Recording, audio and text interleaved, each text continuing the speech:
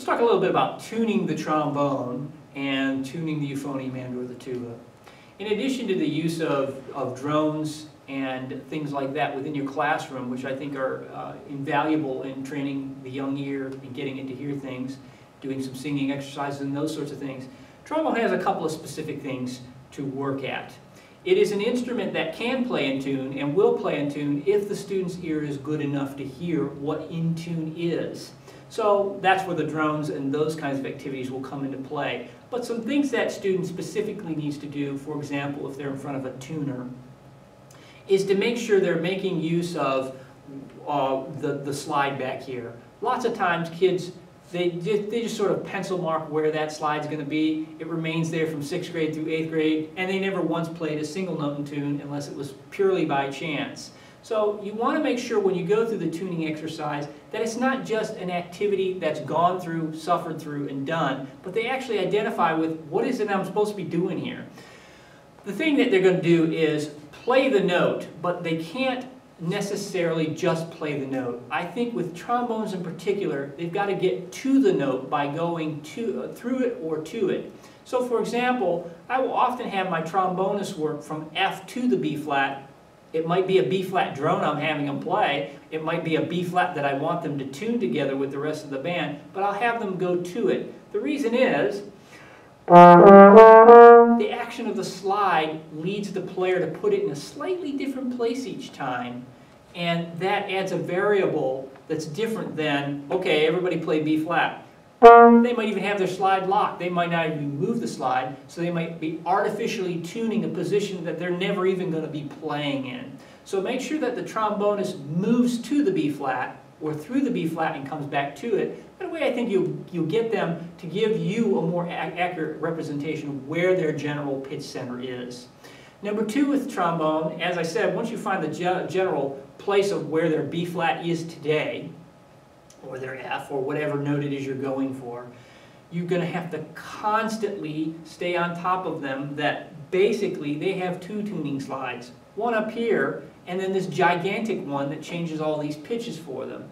And getting them not to be married to, fourth position's always right here. That's not true.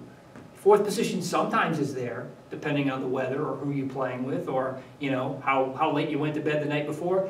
Everything changes pitch every time, and it's getting those trombonists to recognize, A, that's a truth that they're going to have to live with, and B, they actually can do something about it, is going to help you have trombones playing more in tune. Now you might think, well, if every trombone is moving their slide around all the time, nobody's going to play in tune. Maybe. But if everybody's ear gets to where it needs to be, those same trombonists who are moving around are telling you as the band director, they're thinking about pitch and they're trying to make it perfect, and that's what they ought to do. So they need to recognize that positions change, and being aware of what notes sound like note to note is going to be very important, as well as what your note sounds like next to your neighbors, or what the trombone sections sound like against the saxophones, for example. It's making sure they recognize that pitch is not a single one-time thing done in band class. That's an always thing, and as trombonists, they should adjust and move and use that giant tuning slide to help them stay in tune as much as possible. Okay, let's talk briefly about euphonium. As a valved instrument, it's a little bit different than a trombone. It's incapable of playing perfect intonation all the time without a certain amount of expertise of embouchure and air and mouth cavity, which a professional will use. For your young euphonium players, one important thing is getting them to recognize what tuning slides do what. Now on most euphoniums, beginner baritones, beginning tubas included, there will be at least 4 slides, if not 5. I'm playing a 4-valve euphonium here, so there's 5 slides on it. And it's getting them to recognize which one of these slides, out of all of them, is actually the main tuning slide. That's real easy for them to see, because it's going to be the one attached to the instrument when it goes into the actual cone. On the back of this euphonium here, you see 2 tuning slides, one here, and then one tucked in on the inside. And if you look very closely, you can see that this one here is really attached over here to the 4th valve. But with this one, it's coming out of the 4th valve, but then it immediately launches into this upper bow, down to the bottom bow, and out to the bell. This is the main tuning slide. It controls the overall length of the instrument and the overall size of the instrument. So every manufacturer puts these in a slightly different place, so you might want to check out your tubas and euphoniums in general and make sure you know where they're at. But once you get the student to know where that's at, let them adjust with the main tuning slide and not worry about the valves. For 6th graders, I don't fool around with tuning at all with the individual slides. I wait until they're 7th or 8th graders and then start checking some of those things out.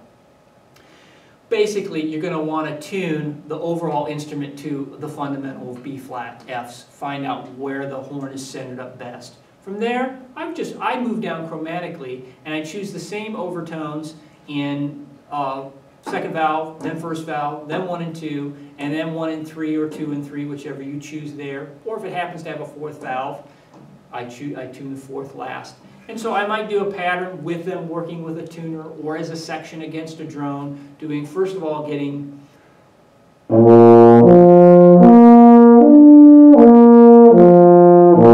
those notes in tune with the tuner or with a drone. And then I simply move that down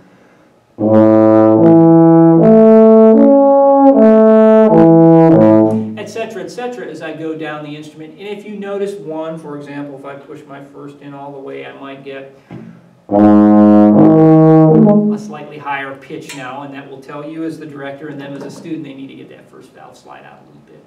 But just get them to, first of all, find the main slide and push in all the valve slides from there, and then work down the instrument and pull and adjust the valve slides where they need to so that they get an overall in tune and good sounding performance.